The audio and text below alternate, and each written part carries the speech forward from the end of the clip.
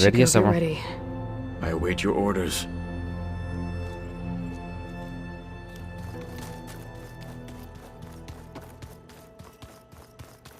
Okay, an hour of yapping later, let's move on.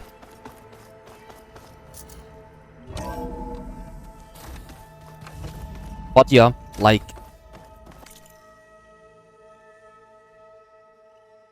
The fuck is that? Something vibrating like on her cape or whatever that veil that she has hanging from the back of her armor is. Like you see how it's blinking that one shadow on it. It's annoying. I don't know, dude. I mean, there's nothing wrong with not, liking a game. I don't think this is a bad game by any means. I already said that. I don't think it's a mediocre game either. I think it's better than that.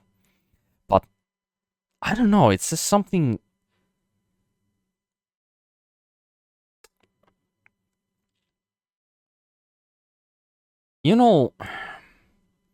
Is this what Ubisoft games feel like when you play them?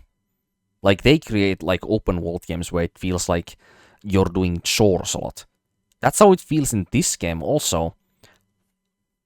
With some big difference, especially with their newer games. I've never played any of the Assassin's Creed games, by the way, but, like...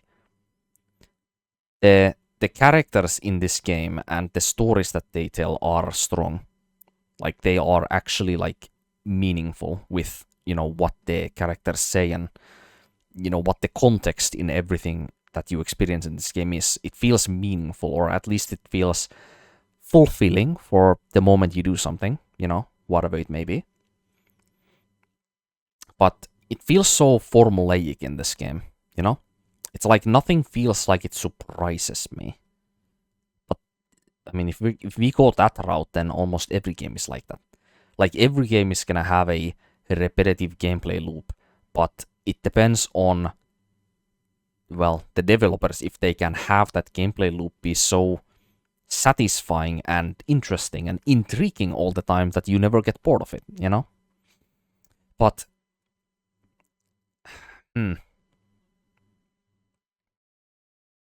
I wonder what the experience in this game would have been like. Oh boy. Like, I wonder what my experience in this game and the previous game would have been like if I simply just played only the main story and the important side quests whenever they popped up and did nothing else whatsoever. But then again, it's an open world. So why would you want to have an open world in a game and not explore it? It's kind of the point of an open world, But if your open world, along with the side quests and main quests in it, feels so, like, bit too formulaic and repetitive, and then they become, like, exhausting eventually because of how much there is to do, that the player is just eventually gonna lose interest in the game. That's basically what I've had happen with this game and the previous game. The difference with Zero Dawn, however, is that the thing that kept me interested to push forward in Zero Dawn all the time was the combat. Then, I mean, I'm not gonna say the combat was better in that game necessarily, because mechanically speaking, I think the combat is better in this game. But there is more broken and more funny to use mechanics that you could abuse in Zero Dawn that would make combat very fast, very satisfying, and very, like, bombastic with what you're able to do with certain, explosive technologies against the machines to, like, instantly, like, evaporate like a herd of machines if you use some, very broken weapons in a row from one another for some very powerful effects and whatnot. In this game, they rebalanced all of that so hard that it feels like every time you're going into a combat section, it feels like the developers intentionally just wanted to make your experience just more convoluted in combat than it has to be. And that it just feels frustrating compared to, when you know what it was before in Zero Dawn, and then you play this game and, you're like... I mean, even if you haven't played Zero Dawn, it still feels quite, like, frustrating in this game, the combat. Like, the combat itself gets exhausting, not to mention the formulaic, like, open world that this game has in it. Hello again, Aloy. You know? But at the same time, I feel bad for not, like, liking this game more than I do. I do. I don't know, maybe if I just, like, complete only, like, the main story or like, the most important side quests and the main story. Actually, speaking of... Can I get somewhere else with this map? Change floor. Where is in the land ball now the quest for, you know, what we were doing again?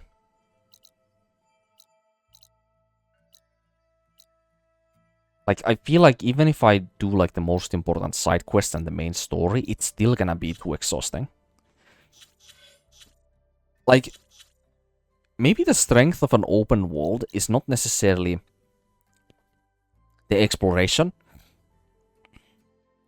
of having so many opportunities for the player to, you know, find and explore something new in the world. Maybe it's meant to be like in this game, maybe the open world is simply meant to be just something that you can do after you have done everything else because you want to play the game more. Maybe that's how the open world should be interpreted in these two games. Is that you just do the main story and the side quests, and if you like the game enough, then you just do everything in it. Maybe that's the way that this game wants it to be itself to be played. You know?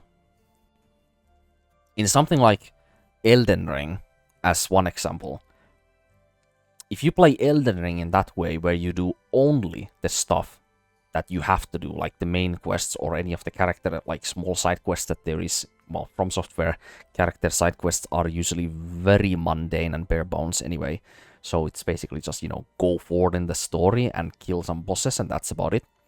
If you do just that in something like Elden Ring and you don't explore the map at all, then you're gonna have a very different experience compared to most people who played the game, you know? And that's kind of like where this dilemma of the open world comes in, you know? Because if you try to play this game like something like Elden Ring, then you're gonna get exhausted the same way I did. Or I already am, you know, from this game. But if you try to play this game with only running the main story and the side quests, well, there's a whole lot of substance in this game that you are never gonna experience with the, you know, areas that you can explore if you, like, you know, thoroughly get excited and just kind of go everywhere where you can go, you know, just because you want to find out if there's something cool, new things to discover somewhere, you know. So it's kind of... it's problematic both ways. You know, if you try to play the game the way I do, which is, you know, thoroughly try to explore everything that you have at your disposal every time you have a chance to do so, you get exhausted of the game. And if you try to, you know, do only the main story and the side quests and then see if you're still interested to do all of the, you know, explorative stuff in the game that it has to offer, then at that point you might not want to do those things because you were not gripped by the game's main content enough to the point where you like the game enough to actually explore everything that there is in it. So, I mean, what's so wrong with that exactly?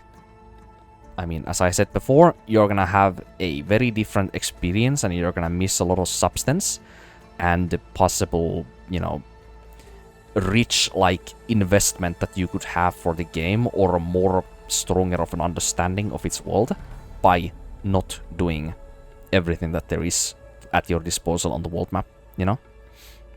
If you only do, like, the side quests and the main story. So it's this annoying, very contradicting, like, way, like this dilemma of this open world, you know. You're always gonna have a problem with it unless the game itself is just from start to finish, like, so good and so, like, you know, concise enough where it doesn't get boring, you know.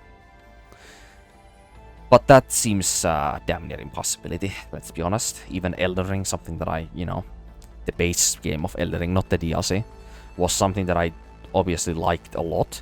But the reason as to why I don't want to go back into Elden Ring you know, at any point pretty much, is because of the open world. Like, it's so much easier to go back to, like, Dark Souls 2, Dark Souls 1, or Dark Souls 3, or Sekiro, or Bloodborne, because the experience is very focused. It's got a very strong direction of what the game wants to show you, and it does not want to waste your time with what you do in the game. Every single piece of content that you experience in the game feels like it matters, because it was intentionally placed there in a relatively close space for the player to experience. So it feels like the game is not wasting your time. All of the content that you find in the game is well thought out and prepared with a lot of care, you know? And with these open world games, it feels like you're kind of just... Sometimes you're getting it in the side stories and the main story, and then a lot of other times it feels like it's kind of just, you know, the focus was not there for this, you know, part of the open world, for everything in it to be interesting. They just created a massive large-scale world, and, you know, for people who just want more of the game and can't get enough of it, you can explore all of it. And then for people who had enough of it, you can just leave it be and lose a whole lot of that, you know, knowledge of the game's world building that you would otherwise have if you thoroughly explored everything. But yeah, it's just like, I don't know, I'm just trying to find like every single possible way to like cope with the idea of not, you know, wanting to explore this game fully, like I did with Zero Dawn. It feels almost disappointing, because with Zero Dawn I did have the patience enough at that point to, like, you know, do it, but I'm just exhausted from the first game going into this game, to be honest. Hello, Aloy.